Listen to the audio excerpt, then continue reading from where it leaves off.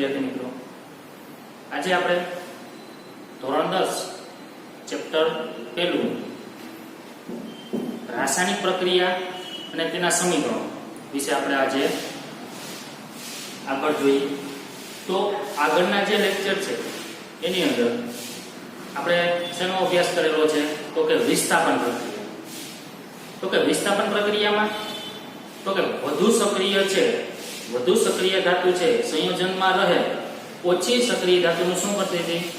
વિસ્થાપન કરતી. તેના એક્ઝામ્પલ પણ જોયા હતા. તો આજે આપણે જોવાનું છે દ્વિવિસ્થાપન પ્રક્રિયા. તો દ્વિવિસ્થાપન પ્રક્રિયામાં તો કે પ્રક્રિયકમાં બે સંયોજનો આપેલા હોય છે. પ્રક્રિયકમાં બે સંયોજનો આપેલા હોય છે અને બંને સંયોજનોમાં જે કેટાયન છે એટલે કે પ્લસ આયન છે એની અદલાબદલી થાય છે. એની શું થાય છે? અદલાબદલી થાય છે. એક સિમ્પલ ઉદાહરણ આપું તમને.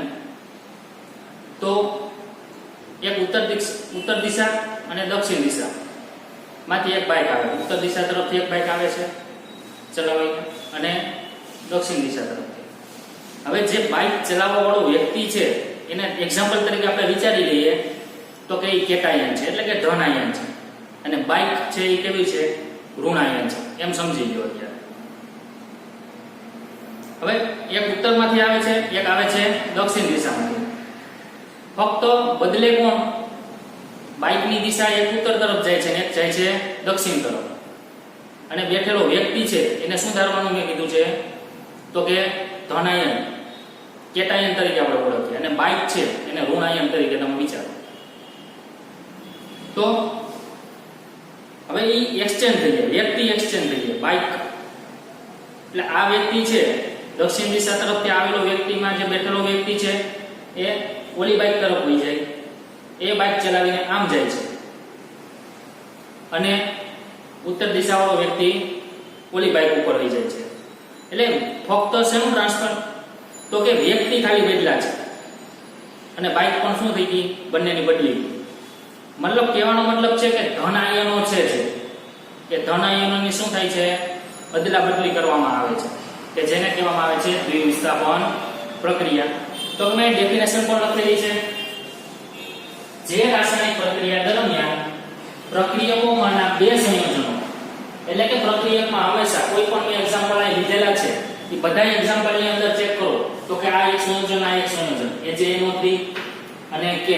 તો કે આ બંને સંયોજનો છે. એમાં કા આયન કા પરમાણુ પ્લસ આયન કા પરમાણુને શું કરવામાં આવે છે? અદલાબદલી આપલે થાય છે. તો આવી પ્રક્રિયાને દ્વિવિસ્થાપન પ્રક્રિયા તરીકે ઓળખવામાં આવે છે. હવે એક સિમ્પલ ઉદાહરણ આપણે લઈએ તો કાંઈ મેં લખેલું છે AB કોઈ એક સંયોજન છે, CD કોઈ એક સંયોજન છે. તો આપણને નિપજ મળે છે કારણ કે આ પ્રક્રિયા તરફ આ બંને સંયોજનો છે તો નિપજ તરફ પાછા બંને નવા સંયોજનો મળે છે. તો આપણે અહીંયા જોઈએ તો કે A છે એ પ્લસ હોય, B છે કેવો છે? માઈનસ. અહીંયા C છે કેવો છે? પ્લસ. D છે કેવો છે? માઈનસ. ચલો અદલા બદલી કરે છે. હવે અદલા બદલીમાં તો કે આમાં સક્રિયતા શ્રેણી વધારે પડતી લાગુ પડતી નથી. છતાંય કે આપણે જે સિંગલ વિસ્થાપન કારણ કે આને ડબલ વિસ્થાપન પ્રક્રિયા કહેવામાં આવે છે, દ્વિવિસ્થાપન પ્રક્રિયા. આમાં જે સક્રિયતા શ્રેણીનો ઉપયોગ આપણે કરવાનો ઓછો થાય છે. મતલબ આમાં છે દાખલા તરીકે A છે B ની C ની જગ્યા લઈ લે છે. A છે ક્યાં લઈ જાય છે? C ની જગ્યા ઉપર. કારણ કે આ બંને સંયોજનમાંથી કોઈ એક સ્ટાર્ટ કરે છે તો A છે એને સ્ટાર્ટ કર્યું છે, શરૂઆત કરી છે. A C ને શું કરી દીધો? દૂર કર્યો છે આ CD માંથી. કારણ કે આપણે વાત શેની આવે છે? કેટાયન. કેટાયનનું શું થાય છે? વિસ્થાપન થાય છે. તો આ A plus cation, C plus પણ કેવો છે? કેટાયન છે. હવે A છે C ની જગ્યા ઉપર જતો રહે એટલે C પાછો ક્યાં જતો રહે? A ની જગ્યા ઉપર. એટલે ચલો A છે C ની જગ્યા ઉપર વહી જાય તો C અહીંથી જતો રહ્યો તો અહીં શું વધ્યું? AB.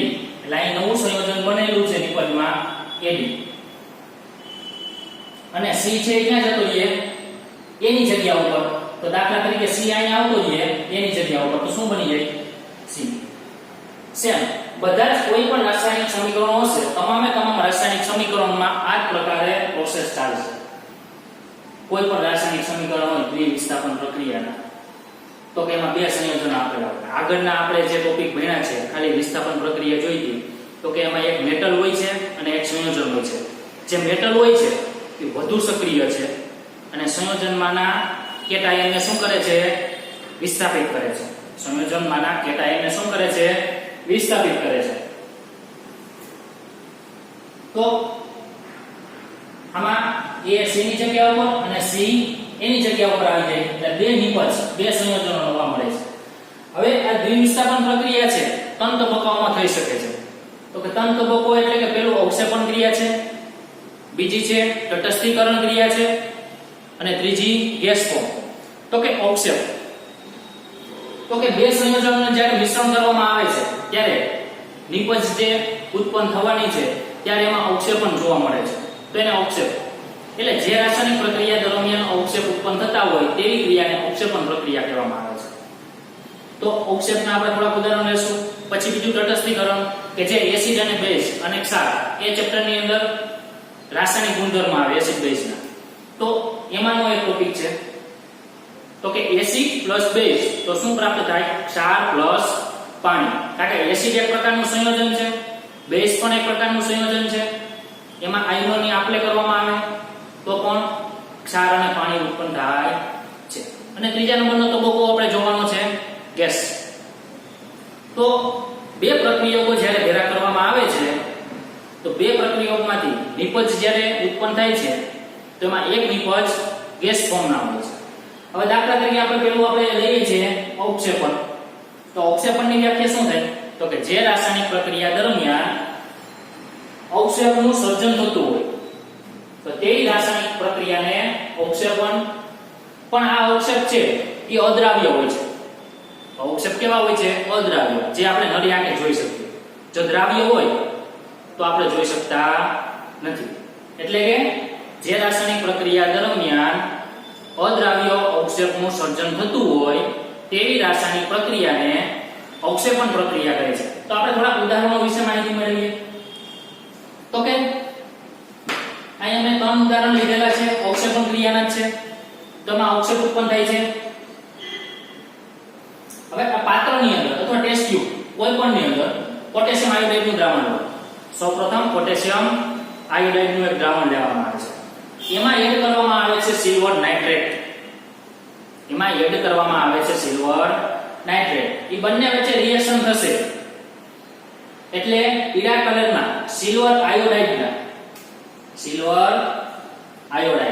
AgI plus KNO3 potassium nitrate નિપજ સ્વરૂપે પ્રાપ્ત થાય તો આમાં કઈ ક્રિયા થઈ છે ભાઈ તો કે આ બંને સંયોજનો છે આ બંને કેવા છે સિલ્વર નાઇટ્રેટ અને પોટેશિયમ આયોડાઇડ આ બંને એક પ્રકારના સંયોજનો છે આજે આ પ્લસ આ કેવો છે માઈનસ આ પ્લસ આ કેવો છે માઈનસ મતલબ Ag છે અને K છે આ બંને કેટાયન છે તો આ કેટાયન વિસ્થાપન કરશે આ K છે Ag ની જગ્યા ઉપર જતો K છે ક્યાં જતો એ Ag ની જગ્યા ઉપર અને Ag છે કેની જગ્યા ઉપર વહી જાય આ K ની જગ્યા ઉપર તો નવા સંયોજનો શું બને છે દાખલા તરીકે K અહીંયા જતો રહે તો શું બને Ag ની જગ્યા ઉપર તો Ag દૂર થઈ જાય ને ત્યાંથી તો K અહીંયા આવતો રહ્યો છે Ag ની જગ્યા ઉપર તો શું બનશે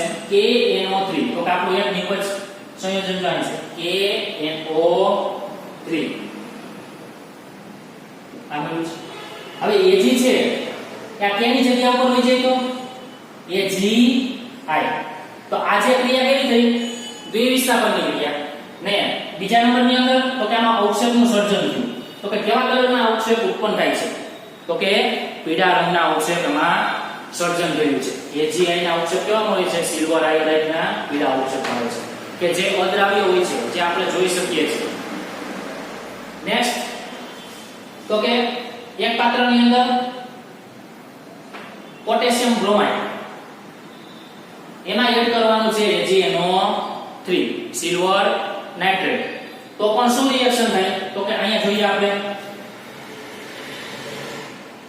આ પ્લસ છે આ કેવો છે માઈનસ કારણ કે સંયોજન બને છે કેટાયન અને એનાયન ના સંયોજવાના કારણે એક સંયોજન બન્યું છે હવે Ag પ્લસ છે કે કેવો છે તો કે આમાં પણ એ જ ઘટના બનવાની છે કે છે Ag ની જગ્યા ઉપર જતો રહે અને Ag છે કેની જગ્યા ઉપર જતો રહે k ની જગ્યા ઉપર હવે k છે અહીંયા આવતો રહે તો શું બને k NO3 બને તો કે આ એક નિપજ બને છે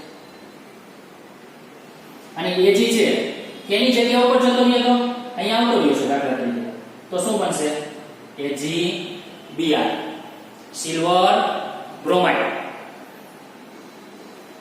એટલે આમાં પણ કેટાયન નું શું થયું છે આયનોની શું થાય છે આપલે હોય છે આની જગ્યા ઉપર આ જતો રહે છે આની જગ્યા ઉપર આ જતો રહે છે હવે તો કેના અવક્ષેપ કેવા મળે છે AgBr ના સફેદ અવક્ષેપ મળે છે અદ્રાવ્ય સફેદ અવક્ષેપ આપણને પ્રાપ્ત થાય છે હવે નેક્સ્ટ તો કે પાત્રની અંદર શું લીધેલું છે પોટેશિયમ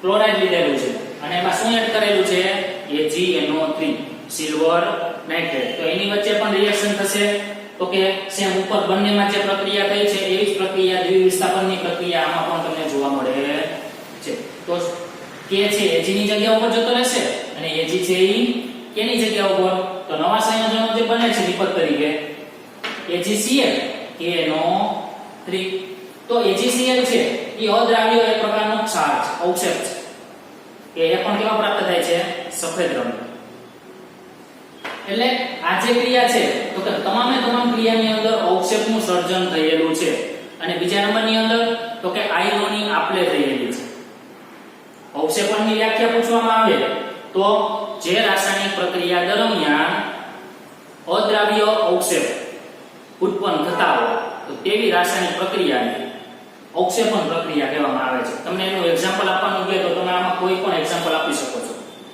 પછી આ જે એક્ઝામ્પલ દ્વિવિસ્થાપન પ્રક્રિયાના પણ છે એટલે દ્વિવિસ્થાપન પ્રક્રિયા પણ આમાં ઘટના બનેલી છે અને અવક્ષેપનું પણ શું થયેલું છે સર્જન કારણ કે દ્વિવિસ્થાપન પ્રક્રિયાના આ ત્રણ ટાઈપ તો કે અવક્ષેપણ છે તટસ્થીકરણ છે અને ગેસ ફોર્મ છે હવે નેક્સ્ટ આપણે જોઈએ છીએ તટસ્થીકરણ તટસ્થ થઈ જાવ તો કે આપણા શરીરની અંદર એક્ઝામ્પલ તરીકે એસિડનો ભાગ વધી જાય તો આપણા શરીરમાં એસિડને તટસ્થ કરવા માટે આપણે શું જવું પડે બેઝ તો કે એસિડિટી ક્યારે થાય આપણે એસિડિટી થવા તો કે આપણે એવો ખોરાક લીધેલો છે જેના કારણે જઠરમાં એસિડનો સ્ત્રાવ વધુ પ્રમાણમાં થઈ જાય અને એસિડ વધારે ઉત્પન્ન થવાના કારણે અગ્નિ ઉત્પન્ન થાય છે એસિડિટી આપણે કહીએ છીએ તો આપણે એવો બેઝિક પદાર્થ લેવામાં આવે છે કે જે માર્કેટની અંદર આપણે ઈનો પાવડર કે જેનો આપણે ઉપયોગ કરીએ છીએ જેથી આપણને શું થાય એસિડને શું કરી દે છે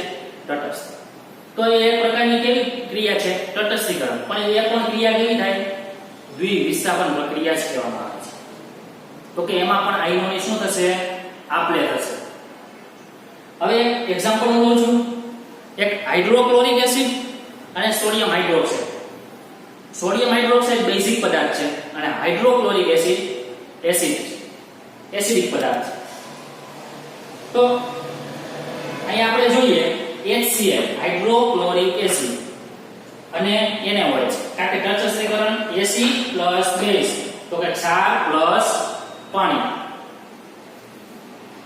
હવે આનો H પ્લસ આનો Na પ્લસ તો કે આમાં બંનેમાં કેટાયન કોણ છે તો કે HCl માં કેટાયન છે ધન આયન H પ્લસ છે NaOH ની અંદર પ્લસ આયન કોણ છે Na પ્લસ ધન આયન કોણ છે કેટાયન Na પ્લસ તો આમાં પણ શું થાય છે આયનોની આપલે કારણ કે એમાં H પ્લસ આયન અને Na પ્લસ આયન બદલે છે હવે Na છે H ની જગ્યા ઉપર જતો રહેશે અને H છે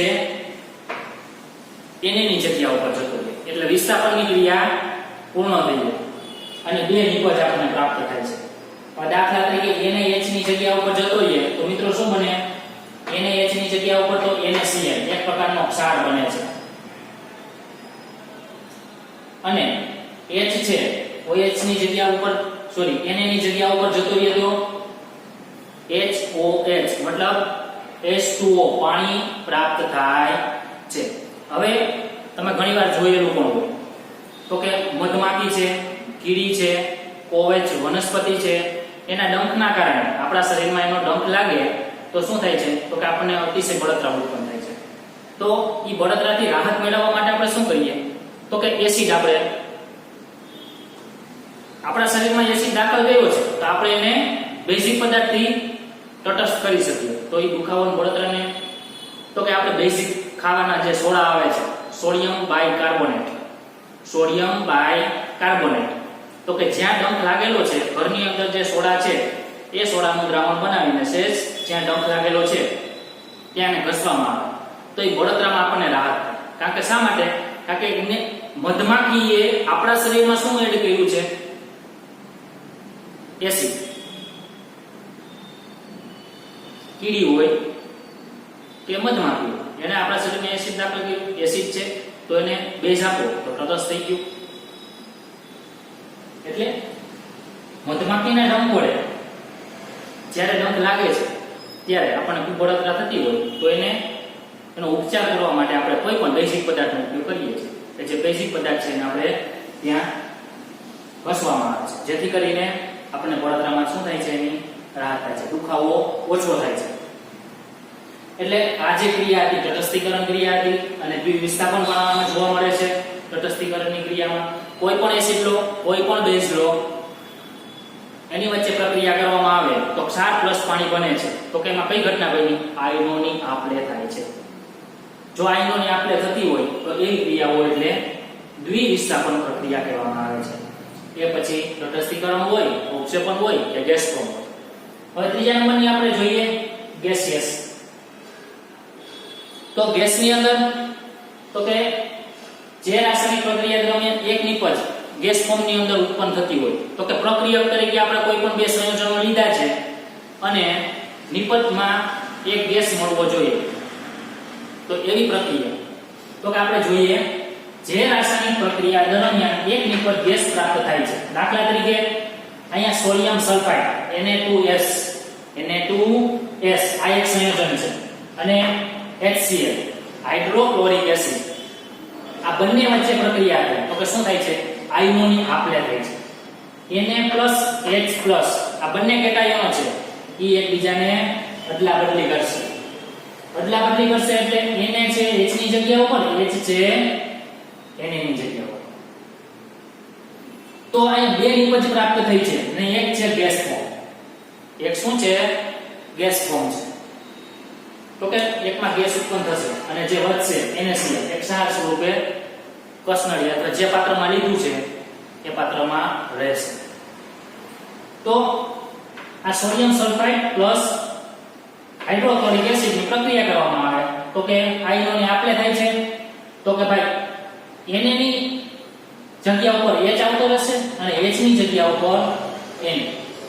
તો ચલો Na છે H ની જગ્યા ઉપર જાય તો શું બને? NaCl. સમજો Na ને ક્યાં જવાનું છે? H ની જગ્યા ઉપર.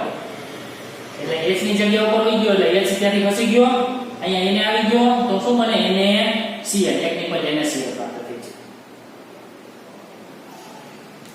અને H ને છે Na ની જગ્યા ઉપર મોકલી દો. H છે એને ક્યાં મોકલી દેવાનો છે? Na ની જગ્યા ઉપર. તો અહીં શું બનશે? H2S કે જે ગેસ ફોર્મ પ્રાપ્ત કરે છે, ગેસિયસ ઉત્પન્ન થાય છે. હાઇડ્રોજન સલ્ફાઇડ ગેસ ફોર્મ છે જે પાણીમાં નાખવામાં આવે તો પણ એનો ગેસ ઉત્પન્ન થાય. એટલે આ જે ત્રણે તબક્કા હતા એ દ્વિવિસ્થાપન પ્રક્રિયાના જ હતા. તો કે ઓક્ષેપણ પ્રક્રિયા પણ દ્વિવિસ્થાપન પ્રક્રિયા થશે, તટસ્થીકરણ પ્રક્રિયા અને ગેસિયસ. હવે આપણે પાઠ્યની અંદર એક પ્રવૃત્તિ છે તો કે એ પ્રવૃત્તિ આ પ્રમાણે છે. સોડિયમ સલ્ફેટ અને બેરિયમ ક્લોરાઇડ અલગ અલગ કસનળીમાં દ્રાવણ સ્વરૂપે લીધેલ છે. સોડિયમ સલ્ફેટ અને બેરિયમ ક્લોરાઇડ પાણીમાં બનાવેલા બંને દ્રાવણો છે. પાવડર ફોર્મ હોય છે એને પાણીમાં એડ કરીને દ્રાવણો બનાવેલા છે બંને કસનળીની અંદર. aqueous ફોર્મ બનાવી દો, ત્યારબાદ બંનેને એકબીજામાં મિક્સ કરી દો. કા Na2SO4 ને BaCl2 માં એડ કરી દો, કા BaCl2 ને Na2SO4 એટલે આ પાત્ર A ને પાત્ર B માં, આ પાત્ર B ને પાત્ર A માં. ચલો પાત્ર આ બંનેને મિક્સ કર્યા છે, બંને પાત્રોમાંથી એક પાત્રમાં એડ કરી દીધું તો આ પ્રક્રિયક છે Na2SO4 અને BaCl2.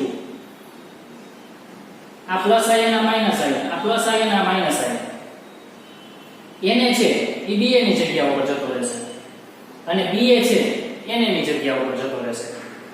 તો અહીંયા બંનેને નવા સંયોજનો પ્રાપ્ત થાય છે. BaSO4 કારણ કે Ba ક્યાં આવી ગયો Na ની જગ્યા ઉપર, તો એને દૂર થઈ ગયો ને ત્યાંથી. એને ક્યાં દૂર થઈ ગયો, દૂર થઈને ક્યાં ગયો Cl સાથે. Ba કેની સાથે ગયો SO4 સાથે અને Na ક્યાં ગયો Cl સાથે. તો નવા બંને સંયોજનો બન્યા BaSO4 અને NaCl. તો આ જે બંને સંયોજનો બન્યા છે એમાં સફેદ અવક્ષેપ પ્રાપ્ત થાય. આ જે એરો બતાવે છે એ કસનળીની અંદર બંને વચ્ચે રાસાયણિક પ્રક્રિયા થઈ છે એટલે અવક્ષેપણ અદ્રાવ્ય અવક્ષેપ ઉત્પન્ન થયેલા છે. સફેદ અવક્ષેપ નીચે તરફ એરો હોય ને એ શું બતાવે છે? અદ્રાવ્ય અવક્ષેપ. કેવા કલરના અવક્ષેપ ઉત્પન્ન થાય? તો કે સફેદ રંગના બેરિયમ સલ્ફેટ અને આ ક્ષારયુક્ત દ્રાવણ NaCl છે, સોડિયમ ક્લોરાઇડ. મિત્રો BaSO4 છે કે જે દવાખાનામાં ડોક્ટરો જ્યારે એક્સરે પાડવો હોય છે ત્યારે દર્દીઓને બતાવો કે આ જે ક્રિયા છે પાચન ક્રિયાની અંદર ઉપસી આવે છે, જે આપણે અંદર રાસાયણિક ક્રિયા થતી હોય તો એક્સરે ની અંદર એ વસ્તુ તમે બારીકાઈથી તમે જોઈ શકો છો. એટલે BaSO4 યુક્ત કે આ સોલિડ અવસ્થાની અંદર હોય છે, પાણીમાં એડ કરી અને ઘણી વખત ડોક્ટર એક્સરે પહેલા અમુક દવા આપે છે. તેમાંની આ એક દવા હોય છે BaSO4. તો એ દવા પીવાથી અંદર પાચન ક્રિયાની અંદર રાસાયણિક ક્રિયા થતી હશે, જેના કારણે એક્સરે એટલે કે આપણે અંદર શરીરમાં એક્સરે જ્યારે પાડે છે ત્યારે એ આપણે જોઈ શકીએ છીએ. પછી આ દ્વિવિસ્થાપનની પ્રક્રિયા છે તો કે પેન્ટ ઉદ્યોગની અંદર પણ એનો ખૂબ જ ઉપયોગ થાય છે. પેન્ટ ઉદ્યોગ રંગકોની અંદર બે રંગોના મિશ્રણથી નવા રંગનું સર્જન થાય છે, એમાં પણ દ્વિવિસ્થાપન પ્રક્રિયાનો ખૂબ જ ઉપયોગ કરવામાં આવે છે. હવે મિત્રો ઉષ્માક્ષેપક અને ઉષ્મા શોષક. તો ઉષ્માક્ષેપક આગળના લેક્ચરોની અંદર વ્યાખ્યાઓ પણ બોલેલું છું. ઉષ્માક્ષેપકની વ્યાખ્યા શું થાય? તો કે જે રાસાયણિક પ્રક્રિયા દરમિયાન ઉષ્માનું સર્જન થતું હોય, કોઈ પણ એવી રાસાયણિક પ્રક્રિયા થતી હોય જેમાં ઉષ્મા ઉત્પન્ન થતી હોય તો તેવી રાસાયણિક પ્રક્રિયાને આપણે કહેવામાં આવે છે ઉષ્માક્ષેપક. તો ઉષ્માક્ષેપકની અંદર મેં જનરલ ફોર્મ લખેલું છે A + B. તો કે કોઈ પણ બે પ્રક્રિયા લીધેલા છે તો આપણને બે નિપજ પ્રાપ્ત થાય C + D. કોઈ પણ એક્સવાયઝેડ કોઈ પણ પ્રક્રિયા લેવામાં આવે છે અને C + D નિપજ પ્રાપ્ત થાય અને સાથે ગરમી અથવા ઉષ્મા ઉત્પન્ન થતી હોય તો તેવી રાસાયણિક પ્રક્રિયાને ઉષ્માક્ષેપક રાસાયણિક પ્રક્રિયા કહેવામાં આવે છે. મતલબ જે રાસાયણિક પ્રક્રિયા દરમિયાન ઉષ્માનું સર્જન થતું હશે તેવી રાસાયણિક પ્રક્રિયાને ઉષ્માક્ષેપક રાસાયણિક પ્રક્રિયા કહેવામાં આવે છે. તો મેં જનરલ ફોર્મ લખ્યું એ પ્રમાણે જોઈએ તો કે બે પ્રક્રિયા, તો કે બે લીધા મિથેન વાયુ અને ઓક્સિજન. આ બંને ગેસિયસ ફોર્મમાં છે. તો કે મિથેન વાયુને જ્યારે ઓક્સિજનની હાજરીમાં સળગાવો એટલે કાર્બન ડાયોક્સાઇડ પાણી જ્યારે સળગશે એટલે આપણે શું આપશે? ઉષ્મા. અને વધારાની શું આપે છે? ગરમી, ઉષ્મા પ્રાપ્ત થાય છે. તો આ પ્રક્રિયા કેવી છે મિત્રો? ઘણીવાર પૂછે ઉષ્માક્ષેપક રાસાયણિક પ્રક્રિયાનું ઉદાહરણ આપો તો મિથેન વાયુ અને ઓક્સિજન વાયુનું ઉદાહરણ લઈ શકો અથવા મેગ્નેશિયમની પટ્ટી શરૂઆતમાં જ આવે છે. મેગ્નેશિયમની પટ્ટીનો પ્રયોગ. મેગ્નેશિયમની પટ્ટીને ઓક્સિજનની હાજરીમાં જ્યારે સળગાવવામાં આવે છે ત્યારે જગારા માટી જ્યોતથી સળગે છે તો કે એમાં પુષ્કળ પ્રમાણમાં શું ઉત્પન્ન થયેલી હશે? ઉષ્મા. તો નેક્સ્ટ ઉદાહરણ એ પણ છે મેગ્નેશિયમની પટ્ટી ઓક્સિજનની હાજરીમાં ગરમ કરવામાં આવે છે તો મેગ્નેશિયમ ઓક્સાઇડ સફેદ રંગનો મેગ્નેશિયમ ઓક્સાઇડ પ્રાપ્ત થાય છે અને વધારાની શું ઉત્પન્ન થાય છે? ગરમી. કારણ કે સળગે છે એટલે આપણે શું ઉત્પન્ન થાય? ગરમી ઉત્પન્ન થાય. એટલે આ જે ઉદાહરણ હતા ઉષ્માક્ષેપકના હતા. કારણ કે આમાંથી ઘણા ઉદાહરણો પૂછી નાખે, ઓબ્જેક્ટિવ પૂછી નાખે, તમને પૂછે તો તો કે આ ઉષ્માક્ષેપકનું ઉદાહરણ છે, ઉષ્મા શોષકનું. હવે આપણે જોવાનું છે ઉષ્મા શોષક. તો એવી પ્રક્રિયાઓ કે જેમાં ઉષ્મા આપવી પડે, ઉષ્માનું સર્જન થતું નથી. કોઈ પણ એવી રાસાયણિક પ્રક્રિયા છે કે એને રાસાયણિક પ્રક્રિયકમાંથી નિપજ તરફ જવા માટે ઉષ્મા આપવી પડે છે. તો તેવી રાસાયણિક પ્રક્રિયાને ઉષ્મા શોષક રાસાયણિક પ્રક્રિયા કહેવામાં આવે છે. એટલે કે ઉષ્માનું શોષણ કરે છે. પ્રક્રિયકમાંથી નિપજમાં જવા માટે ઉષ્માનું શું કરે છે? શોષણ થવું જોઈએ. તો તેવી રાસાયણિક પ્રક્રિયાને ઉષ્મા શોષક કહે છે. તો જનરલ ફોર્મ એટલે કેવું છે? તો કે A + B આ કોઈ એક પ્રક્રિયક છે. એક્ઝામ્પલ તરીકે કોઈ એક પ્રક્રિયક છે, જો એને ગરમી આપશો તો C + D નિપજ પ્રાપ્ત થાય. તો કે શું થયું ભાઈ? આમાં ગરમી આપવી પડે છે. આમાં શું થતું હતું? ગરમી એટલે ઉષ્મા ઉત્પન્ન થતી હતી. નિપજમાં ઉષ્મા શું થતી હતી? ઉત્પન્ન. આમાં પ્રક્રિયક આ બંને છે એ બે પ્રક્રિયકને ગરમ કરવામાં આવે છે, એટલે કે ઉષ્મા આપવામાં આવે છે, ત્યારે બે નિપજ આપણને પ્રાપ્ત થાય છે, C + D. તો કે આવી પ્રક્રિયાને ઉષ્મા શોષક. હવે મિત્રો ઘરે આપણે ચા જ્યારે બનાવો છો તો ચા ઓટોમેટિક બની જાય છે. દૂધ, ચાની ભૂકી, ખાંડ અને પાણી એડ કરી અને મૂકી દેશો, ચા બની જશે? નહીં બને. આપણી નિપજ શું છે? ચા બનાવવી. તો કે પ્રક્રિયક તરીકે શું શું લીધું? ચાની ભૂકી લીધી છે, દૂધ લીધું છે, પાણી લીધું છે, ખાંડ લીધી છે. આ બધા પ્રક્રિયક છે. તો ચા બનાવવા માટે તો કે એને શું આપવું પડે? ગરમી.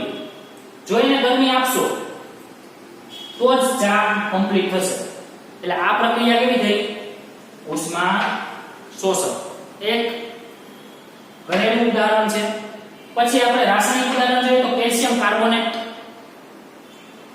જે ચૂનાનો પથ્થર છે એને ગરમ કરશો, કેલ્શિયમ કાર્બોનેટ ચૂનાના પથ્થરને ગરમ કરશો તો તમને ખ્યાલ જ છે કેલ્શિયમ ઓક્સાઇડ, કાર્બન ડાયોક્સાઇડ વાયુ ઉત્પન્ન થાય છે. તો કે શું થયું? કેલ્શિયમ ચૂનાનો પથ્થર ઓટોમેટિક ક્યાંય એક જગ્યા ઉપર છે તો ઓટોમેટિક કેલ્શિયમ ઓક્સાઇડ અને કાર્બન ડાયોક્સાઇડ ઉત્પન્ન થશે? ના થાય. તો કે એને ગરમી આપશો તો કેલ્શિયમ ઓક્સાઇડ અને કાર્બન ડાયોક્સાઇડમાં એનું રૂપાંતર થાય. એટલે જ્યારે કેલ્શિયમ કાર્બોનેટ છે એ ગરમીનું શોષણ કરશે તો જ કેલ્શિયમ ઓક્સાઇડ અને કાર્બન ડાયોક્સાઇડ નિપજ પ્રાપ્ત થાય. એટલે આ બંને વચ્ચેનો તફાવત ખાસ તમારે ધ્યાન રાખવાનો છે. કેવી પ્રક્રિયા? ઉષ્માક્ષેપક. કેવી પ્રક્રિયાઓ? ઉષ્મા શોષક. તો કે ઉષ્માક્ષેપકમાં હીટનું સર્જન થાય છે, ઉષ્માનું સર્જન થાય, અને ઉષ્મા શોષકની અંદર હીટ શોષવામાં આવે છે, ગરમીને શોષણ કરવામાં આવે છે, ત્યારે નિપજ પ્રાપ્ત થાય છે. એટલે આજે આપણે જે જોયું છે દ્વિવિસ્થાપન પ્રક્રિયા, એની વ્યાખ્યાઓ. તો કે દ્વિવિસ્થાપન પ્રક્રિયામાં શું થાય છે? તો કે આયનોની આપલે, આયનો અથવા પરમાણુ શું થાય છે? અદલા બદલી, આપલે કરવામાં આવે છે અને બે નિપજ પ્રાપ્ત થાય છે. તો કે એમાં જોયું તો અવક્ષેપણ, તટસ્થીકરણ અને ગેસની અંદર એક નિપજ ગેસ ફોર્મ હશે મિત્રો, એક નિપજ ક્ષાર. અને છેલ્લે આપણે પ્રવૃત્તિ જોઈ છે નેક્સ્ટ ની અંદર ઉષ્માક્ષેપક, ઉષ્મા શોષક. આમાં માઇનોર એક માસના પ્રશ્નો અથવા સમીકરણ પૂર્ણ કરવાના પૂછે, વ્યાખ્યાઓ પૂછે, જે આમાં તમામ વસ્તુ આપણે લખેલી છે. ધન્યવાદ.